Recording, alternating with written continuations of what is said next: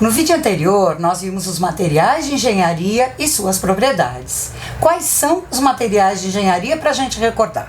São os metais, as cerâmicas, os polímeros, os semicondutores, os biomateriais e os compósitos. Conforme nós sabemos, esses materiais são formados por átomos ou moléculas, que são ligados entre si para poder formá-los. Essa ligação denomina-se ligação química, né? Nós vamos ver hoje o início das ligações químicas, da explicação das ligações químicas, que explica as propriedades desses materiais. Vamos lá. A ligação química se divide em duas grandes categorias, as ligações primárias e as ligações secundárias. Como é que a gente pode diferenciar uma ligação primária de uma ligação secundária? Bom, em primeiro lugar, a ligação primária se dá através da transferência ou compartilhamento de elétrons entre átomos adjacentes. Essa é uma ligação extremamente forte, ou seja, a energia para desligar, quebrar essa ligação é muito grande. E quais são as ligações primárias? São as ligações iônicas, as ligações covalentes e as ligações metálicas. E as ligações secundárias? São muito fracas com relação às ligações primárias. A mais forte das ligações secundárias é mais fraca que a mais fraca das primárias. As ligações secundárias também são chamadas de ligações de Van der Waals. Nós vamos iniciar, ou vamos falar na aula de hoje, sobre ligações iônicas. Vamos chegar lá. Bom, então, revendo, os materiais de engenharia estão associados a um ou mais tipos de ligações atômicas, ou ligações químicas. O que a gente precisa saber sobre estrutura atômica para poder entender ligações atômicas? A gente precisa saber basicamente que o átomo é constituído de prótons, elétrons e nêutrons. Os prótons e os nêutrons ficam no núcleo do átomo e os elétrons na região denominada eletrosfera. No núcleo, a gente tem as partículas extremamente importantes como base da identificação química dos átomos. Quais são essas partículas? Os prótons. O número de prótons também é chamado de número atômico. Só para vocês terem uma ideia da importância do número atômico ou do número de prótons na identificação de um átomo, quando eu digo assim, todo átomo de hidrogênio tem um próton no seu núcleo. Portanto, se tiver dois, não pertencem mais ao elemento químico hidrogênio. Os prótons têm uma carga que é exatamente igual à carga dos elétrons, de tal maneira que um próton anula a carga de um elétron, de tal forma que átomos neutros têm número de prótons igual ao número de elétrons. Já os nêutrons não têm carga, porém eles colaboram para a formação da massa do átomo. Então, quem tem massa num átomo? Quem é responsável pela massa de um átomo? São os prótons, cuja massa é aproximadamente igual à massa dos nêutrons. Já os elétrons praticamente não têm massa. A gente pode dizer isso porque quando o átomo perde ou ganha elétrons, a sua massa se mantém. A ligação atômica ou a ligação química, basicamente, é um processo que envolve elétrons, não envolve as outras partículas. Certo? Tá aqui um resuminho daquilo que a gente falou. A carga do elétron, que é igual à carga do próton, e o nêutron, que não tem carga. Então, tá aqui um núcleo, que tem prótons e que tem nêutrons, e os elétrons estão na eletrosfera. Os elétrons são colocados na eletrosfera ou se distribuem nela em ordem crescente de energia em camadas ou níveis. Os elétrons que participam das ligações químicas encontram-se na última camada do átomo, ou são os elétrons mais externos. Essa última camada é chamada de camada de valência. Então, a ligação entre átomos vizinhos é um processo essencialmente eletrônico. Repetindo, as ligações primárias que envolvem ou que foram explicadas através dos conceitos que a gente falou anteriormente são fortes, e os elétrons do orbital mais externo ou da camada de valência são transferidos ou compartilhados entre os átomos. Já as ligações secundárias são mais fracas, a atração é mais sutil, e a gente vai ver esse tipo de ligação num próximo vídeo. Por que os átomos se ligam? Qual é o sentido? Qual é o propósito dessa ligação? Se a gente perceber, todas as substâncias que a gente conhece, ou praticamente todas, são formadas por mais que um átomo. De tal forma que a gente pode dizer que os átomos estão ligados para formar essa substância. Então, o propósito das ligações químicas é manter os átomos unidos em uma substância, determinando em parte suas propriedades. Por isso que a gente está vendo isso aqui.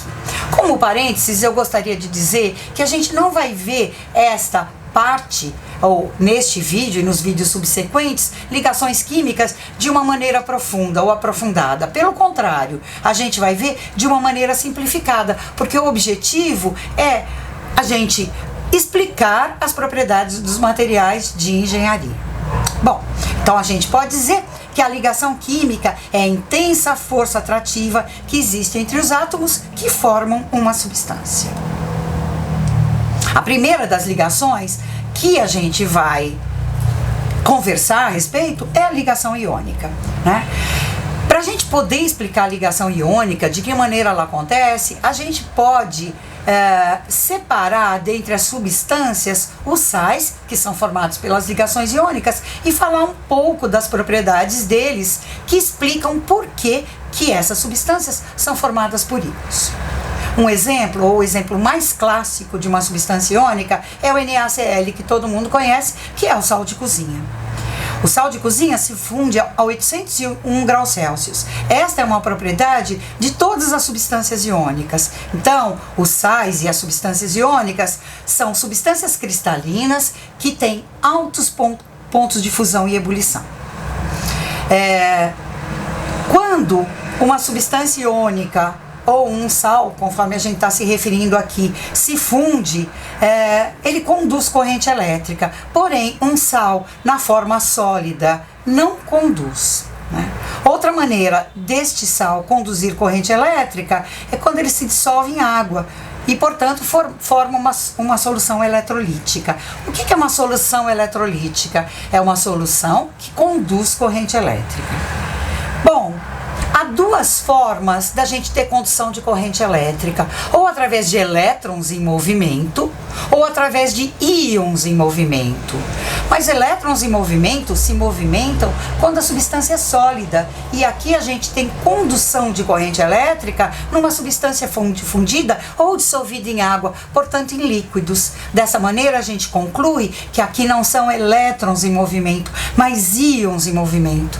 Portanto, a gente sabe que os sais são formados por íons. Tá?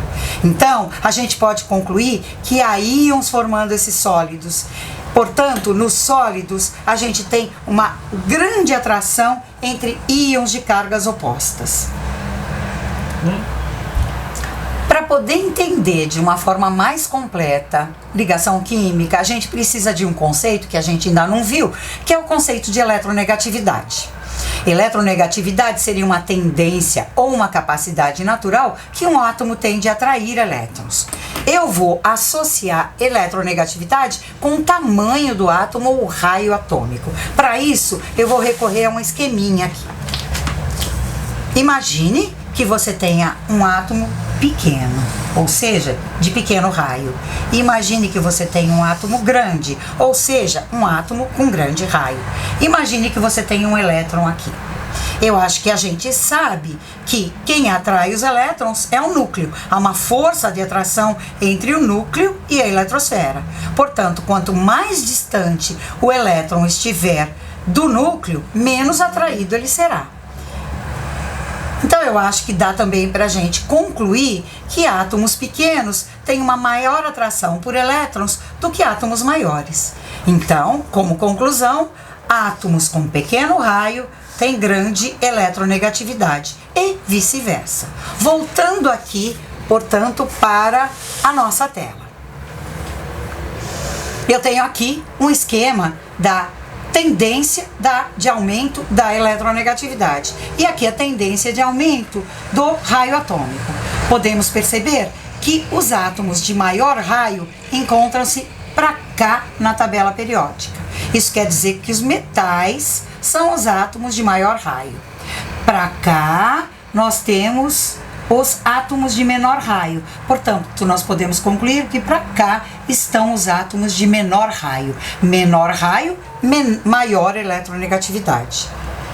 Como os gases nobres não têm essa tendência natural de atrair elétrons, concluímos também que o flúor é o elemento químico cujos átomos de menor raio apresentam maior eletronegatividade. Certo? Vamos continuar. Então, vamos ver ligação iônica finalmente. Imagine que eu tenha dois coringas aqui, que são sódio e cloro, que vão formar o cloreto de sódio, que a gente tanto conhece. Tenho aqui o átomo neutro de sódio e tenho aqui o átomo neutro de cloro. O átomo neutro de sódio apresenta 11 prótons, todo átomo de sódio apresenta 11 prótons, mas neutro ele apresenta 11 elétrons, que estão distribuídos da seguinte forma: 2 elétrons na primeira camada, 8 elétrons na segunda camada e 1 elétron na última camada. Como o sódio é um metal, ele tem uma fraca atração por este elétron aqui, ou seja, ele é pouco eletronegativo, ou seja, muito eletropositivo. Sua tendência aqui é de perder esse elétron. Eu tenho aqui o átomo de cloro. O átomo de cloro na tabela periódica encontra-se abaixo do flúor, tá? Então ele é muito eletronegativo. E ele apresenta 17 prótons no seu núcleo, e quando todo átomo de cloro tem 17 prótons no seu núcleo, e quando neutro, ele apresenta também 17 elétrons. Então nós temos aqui, na sua distribuição eletrônica, 2 elétrons na primeira camada, 8 na segunda e 7 na terceira. O cloro tem uma alta tendência a receber elétrons. Quando eles se aproximam, o que vai acontecer? O sódio vai perder o seu elétron da camada de valência para o cloro. Então a gente fica com um átomo de sódio com 11 prótons e 10 elétrons no total, dando a ele uma carga líquida positiva mais 1, e o cloro com 17 prótons no seu núcleo, mais 18 elétrons na sua eletrosfera, dando a ele uma carga negativa de menos 1. O que a gente teve aqui? A gente teve a formação de um cátion, que é um íon positivo, e de um ânion, que é um íon negativo. Portanto, nós temos atração aqui entre íons de cargas opostas. Então, o que seria a ligação iônica? A ligação iônica é a atração coulombica entre íons de cargas opostas. Por que atração coulombica? Atração coulombica porque essa atração é regida em termos de magnitude pela lei de Coulomb. Quando a gente diz que a ligação iônica é a atração entre íons de cargas opostas, isso nos leva a imaginar que a substância NaCl é constituída por partículas formadas por um cátion e um ânion, um cátion e um ânion, como se só fossem atração entre dois.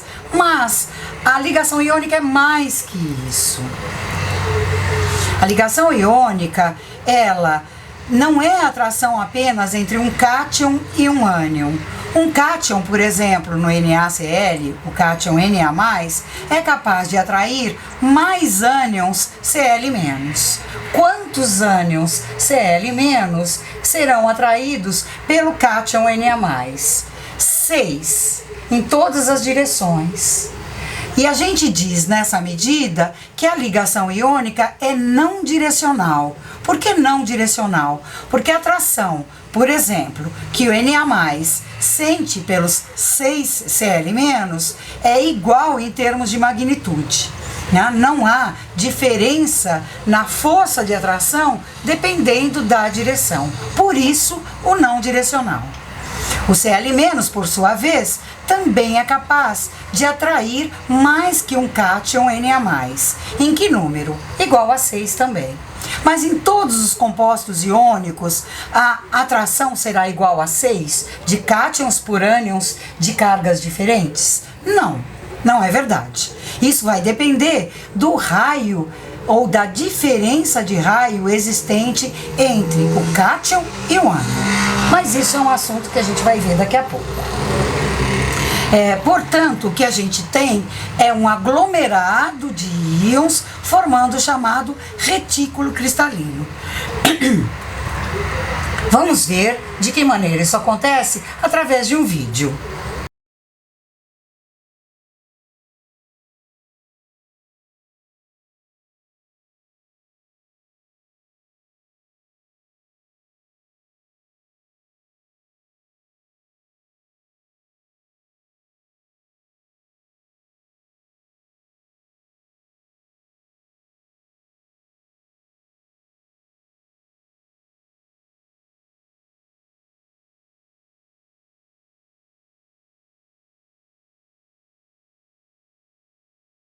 Eu espero que o vídeo tenha dado para você uma boa ideia sobre de que maneira o retículo cristalino do NaCl é formado.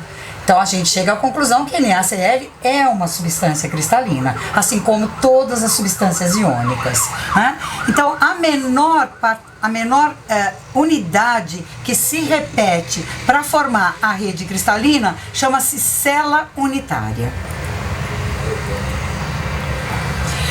O que é o número de coordenação? Se a gente considerar, por exemplo, no NaCl o cátion Na+, o número de coordenação seria quantos íons Cl- estão ao redor de um cátion de Na+, e vice-versa, tá? O número de coordenação, conforme a gente já tinha visto antes, ele depende dos tamanhos relativos dos íons de carga oposta, né? Então, se eu considerar R como sendo o raio do íon menor, o R minúsculo, e R maiúsculo como sendo o raio do íon maior, a gente pode verificar por essa tabela que quanto menor o quociente entre o raio menor e o raio maior do íon, maior será o número de coordenação. De tal maneira que se eu tiver raios iguais de cátions e ânions se aproximando para formar o retículo cristalino, o número de coordenação chega a ser até 12. Temos aqui alguns exemplos de esquemas de números de coordenação.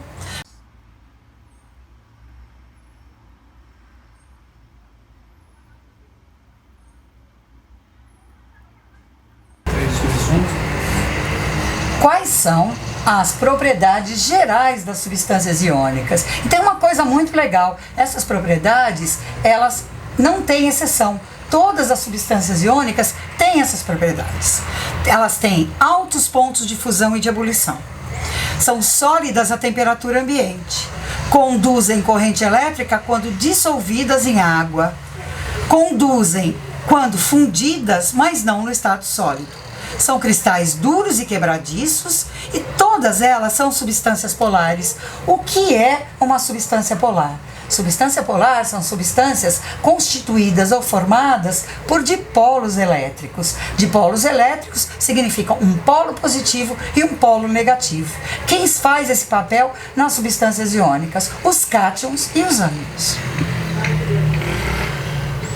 Por que as substâncias iônicas são sólidos quebradiços? Imagine esse esquema aqui, representando os cátions e ânions empacotados numa substância iônica. Imagine que a gente submeta essa substância a uma força externa, uma força mecânica externa, tipo uma martelada, tá? Na medida em que isso acontece, camadas e camadas de cátions e ânions são deslocados por esta força, o que faz com que momentaneamente um cátion fique próximo de um cátion e um ânion de outro ânion.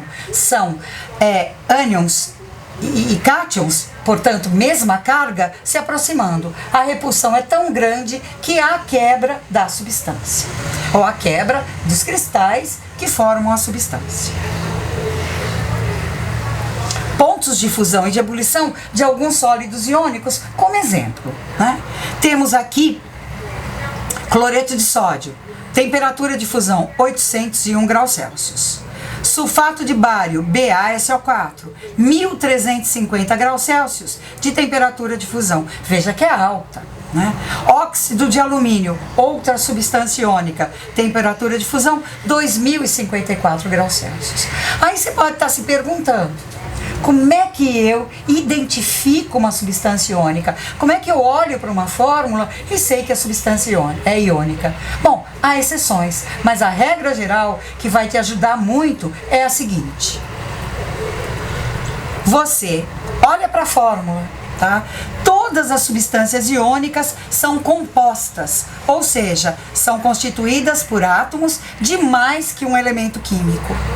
Eu vou olhar para a substância e vou verificar que do lado esquerdo, no extremo esquerdo da sua fórmula, eu vou ter a presença de um metal. Desta maneira, você pode dizer, o cloreto de potássio, que é o KCl, é uma substância iônica. Vai ter aquelas propriedades que a gente viu. E assim vai. Desta maneira, você é capaz de identificar. Espero que você tenha aproveitado a aula e até a próxima, na qual nós vamos ver ligações covalentes. Até lá! Não vai dar, Benzinho. Dá pra editar depois? Dá.